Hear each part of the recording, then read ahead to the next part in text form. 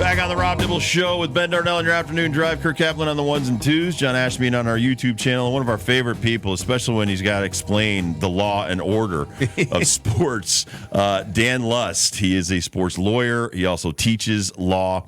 NYU, if I'm not incorrect. Is that right, Dan? It's actually New York Law School, but we don't usually correct people because NYU law is like, top 10 school. But well, I wouldn't be allowed in there, so that's why. All right, so I saw you the other day on TV. You were amazing, by the way. Talking about this Shannon Sharpe lawsuit that's going on right now.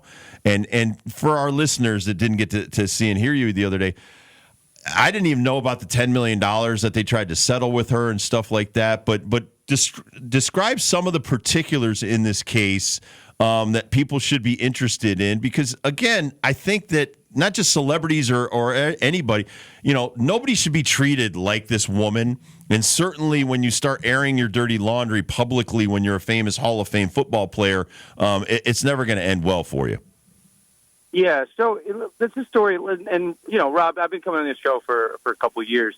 I've kind of dialed back the media a little bit, and it's this story that's really piqued my interest, and a lot of the lawyers in our world were laughing about it, and obviously covered it on my podcast. But here's the long and short, right? Shannon Sharpe, and he's not going to be the first, nor is he the last to be accused by someone, of engaging in inappropriate sexual acts, right? And so we're all adults. Everyone's listening to this, right? We're not going to get into the messy part of it. But at a large scale, right, Shannon Sharpe is saying he had a consensual relationship with a woman, and a woman is saying that at some point it went to be non-consensual, right? People can fill in the blank. So this woman ends up suing Shannon Sharpe for a lot of money and saying, whatever non-consensual acts were performed. So as part of this, her lawyer, which it's a topic I've talked to you about a lot over the years, the Deshaun Watson case, right? The lawyer that went after Deshaun Watson is named Tony Buzbee, same lawyer that's going after Shannon Sharpe right now. So this lawyer puts out basically a voicemail. It's a 1.5-minute voicemail, or maybe it's like a back and forth. But they're having a conversation about doing some things that consensual adults could consent to. But let's just say it's a little graphic. Okay, Rob, you with me so far? I haven't got us kicked off the air yet, right? No, not at all. You're perfectly fine. You're great. You're perfectly fine. So it's a back and forth, a minute recorded conversation. There's nothing really that wrong with it. So, and then they filed a lawsuit, which is pretty graphic in its nature. So what does Shannon Sharpe's lawyer do? Okay, Shannon Sharpe hired a very high-profile political lawyer. I don't really think he's been involved in that much stuff recently, but whatever. I won't say the lawyer's name because he's not paying me, or maybe I don't want to get sued by the lawyer. But it's out there. The lawyer goes out and says two things that I think are really interesting, and Rob, you kind of alluded to it. The lawyer says, okay, we have nothing to hide. We're going to release a series of graphic text messages between Shannon Sharpe and the accuser that are really graphic, right? There's nothing illegal, but, so they do that, right? They put out a series of graphic texts that, if the right person saw these texts, they would say maybe Shannon Sharpe is into some weird stuff, put it that way. And then secondarily, the lawyer says, we really tried very hard to settle this case with this accuser. We offered her $10 million to settle, and we have nothing to hide. We put out all these texts. We offered $10 million, and we even want the sex video. We want that video out. We have nothing to hide. So, if everyone's following this, right, it's like, okay, you have nothing to hide, right? Some of these cases are broad and they're meritless and they get dismissed like nothing happened. But it doesn't happen. It doesn't happen every day, and it's maybe it's never happened in the law, right? To offer $10 million on a case where you think that you've done nothing wrong, that's an insane admission by the lawyer. And it's the reason, Rob, why I alluded to it in my appearance the other day. It's the reason that many people believe that Shannon Sharpe is off the air, because the lawyer, right, everyone's innocent until proven guilty. But if your own lawyer goes out and says, yeah, we offered to pay $10 million and the girl said no, then all of a sudden everyone's kind of say, well, you must have done something to offer $10 million. So one of these rare instances where, innocent until proven guilty, until your lawyer throws you under the bus. So a lot of lawyers I know are having a lot of fun with this. But, it's a very, I think, a self-inflicted wound, at least from my perspective. So where does it go from here? Are we going to some kind of courtroom sometime soon? Not, as they say, the wheels of justice turn very slowly, and there are a lot of lawyer fees along the way. That's how some of us make a living. But, the case is going to proceed through the media, right? And Shannon, I from what he has admitted to, right, his own text messages he put out that were unedited, I have a hard time seeing how someone like that maintains a job at Disney, right, at ESPN. I just have a hard time seeing that. So I don't think we're going to see Shannon on the ESPN airwaves. Certainly, he has his own podcast, his own independent podcast. That's going to be disseminated. But, for this lawsuit, I think Tony Busby, the former lawyer that sued Deshaun Watson, I think he had a game plan to start releasing, little excerpts of the sex video or some more recorded calls. And now Shannon Sharpe is, seemingly no longer with ESPN. So, we'll see what happens. But I think Shannon pressed the accelerator a little too quick is my perspective on it. Talking to Dan Luss, sports lawyer, professor at New York Law School and Pace. He also has a podcast at Con Detrimental. She's 19 and he's 54 when these alleged acts happen. And this is what really upset my wife about this case. He's a powerful guy. He's a Hall of Fame football player. He's a multimillionaire. Does any of that kind of play into the public's perception of, because Trevor Bauer and his whole situation. Yep. And I'm trying to explain this to my 15 and 16-year-olds of how you should try to conduct yourself in life. And you see this whole thing come up. Does any of that enter into this as well, that she's 19 years old and she's talking about sexual manipulation? The short answer is, obviously yes, right? I don't think everyone is paying attention to the age sensitivity. They are talking about, and there are obviously people on both sides of the aisle, and that's why I think it's important you brought up Bauer, a topic, that you and I spent a lot of time talking about whenever it was popping up 3 years ago. Bauer is in text messages and saying, not too dissimilar of stuff, right? Like, I want you to do X to me, I want you to do Y to me. And if two adults consent to something, and not all the time, right? Because Bauer was accused at one point of rendering a woman unconscious and doing something to her while she was unconscious. Legally, you can't consent to those acts because the person can't consent while they're unconscious. It's not possible, right?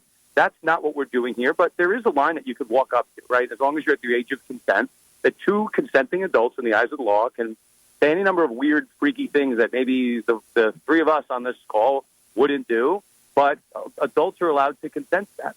The thing is, right, just like Major League Baseball, they didn't want to be in business with somebody that was accused of what Bauer did. And Bauer got off a little bit.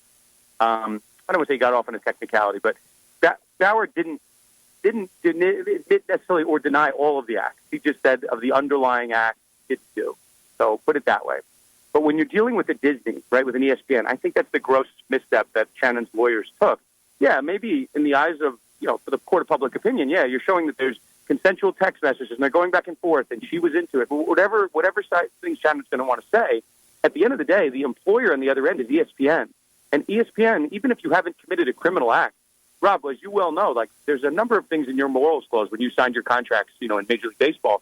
It doesn't have to be a crime for a sponsor to cut you or a team to suspend you. Oh, and I worked at ESPN for 7 years when Disney owned them. So, yeah, it was in that contract, too. Yeah, listen, the name of my podcast is called Conduct Detrimental. That doesn't necessarily involve a crime. It involves doing something that makes your employer look bad. Exactly. And admitting to these acts in a text message. It's Shannon admitting it. It's his own lawyer admitting it. So that's why, sometimes these big employers, they say, we don't want to take any position. We want to see this play out in the courts. But Shannon's lawyer admitted the thing that is the main thing ESPN cares about. So, yeah, I think all of this stuff comes into play, Rob, 100%.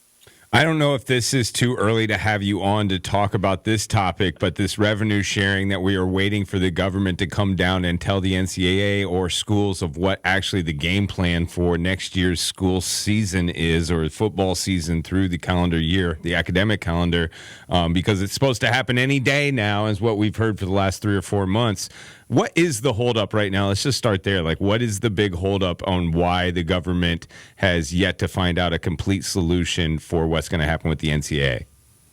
So this is not too early of a question to ask. And, in between my last appearances, I think I actually wrote a book on college sports law, which is now being used in these textbooks around the country. So awesome. I probably am one of the better people to ask about it. I have some clients that are, trying to figure out the answers to this. And for our purposes, I think Rob knows this, but I work very closely with St. John's basketball. So, right. They're going through these transfer portal decisions right now, and they're not sure how much compensation they can offer to the kids. Is it the money coming from the collectives, which is a fancy way to say like a group of donors, or is it coming through the school, or is it 50-50? So, I think that it's a fair question because a lot of these contracts, and I've seen them, like I've drafted them, I've been on the other side of them, they're what we call conditional contracts. And they will kick in the contract or the settlement in this House versus NCAA case.